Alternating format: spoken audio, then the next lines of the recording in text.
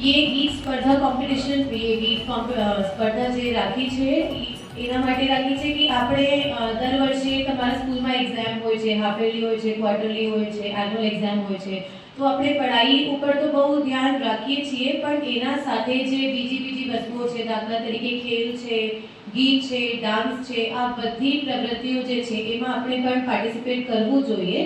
એનાથી આપણને competitive spirit જે પોઝિટિવ સ્પિરિટ હોય છે પ્લસ એકબીજા સાથે બહુ સારી રીતે રિલેશન્સ આપના બને છે, એના માટે આ બહુ જરૂરી છે, એટલા માટે આ કોમ્પિટિશન રાખા છે। એનાથી આપણને આ પણ એક ઓપોર્ચ્યુનિટી મળશે કે બધાના સામે આપણે ગીત ગાઈને જોઈ શકીએ કે આપણના અંદર કેટલા કોન્ફિડન્સ છે, કેટલા સારી રીતે આપણે પરફોર્મ કરીએ છીએ। અને અત્યારે તો જિલ્લાના લેવલ ઉપર છે, પછી સ્ટેટ લેવલ ઉપર, નેશનલ લેવલ ઉપર, આ બધું લેવલ ઉપર અગર આપણા અંદર ટેલેન્ટ છે તો આપણે જઈ શકીએ।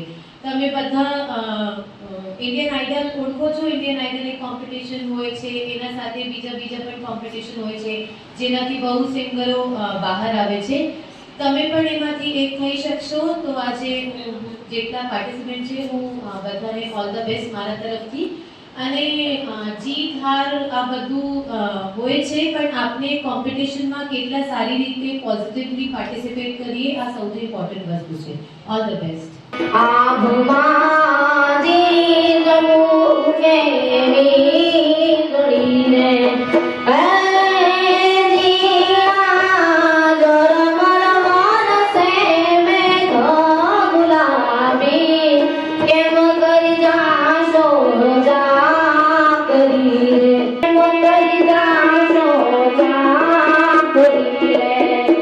विश्व के कल्याण की धर्म अधर्म असत्य सत्य क्लेश कलम स्वार्थ की कथा परान की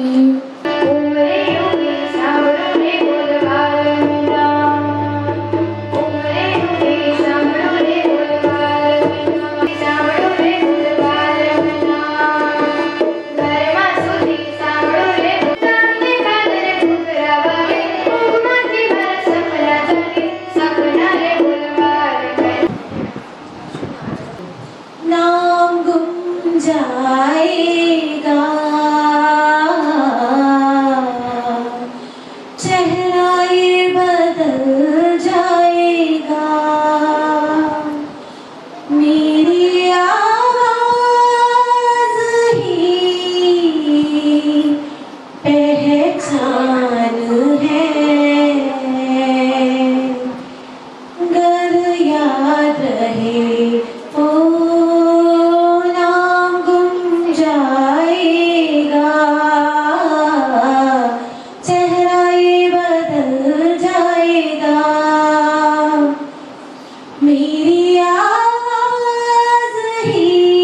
पहचान है, घर याद रहे। Thank you.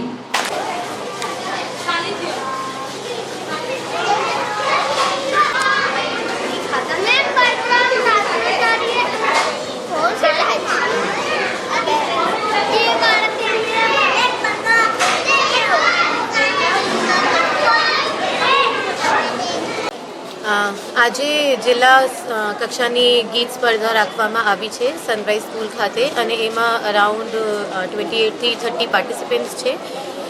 એના કારણ આ છે કે આપણા એક્ઝામ તો દર વર્ષે હોય છે, હાફ યરલી, ક્વાર્ટરલી, બધા એક્ઝામ હોય છે, પણ જે એક્સ્ટ્રા કરિક્યુલર એક્ટિવિટીઝ છે એમાં પણ જે આપણા દીકરાઓ છે, દીકરીઓ છે, એના પાર્ટિસિપેશન વધે અને આ લોકો કોમ્પિટિટિવ સ્પિરિટ અને ટીમ સ્પિરિટ આ બધું જાણે, શીખે, એના માટે આ કોમ્પિટિશન રાખવામાં આવે છે।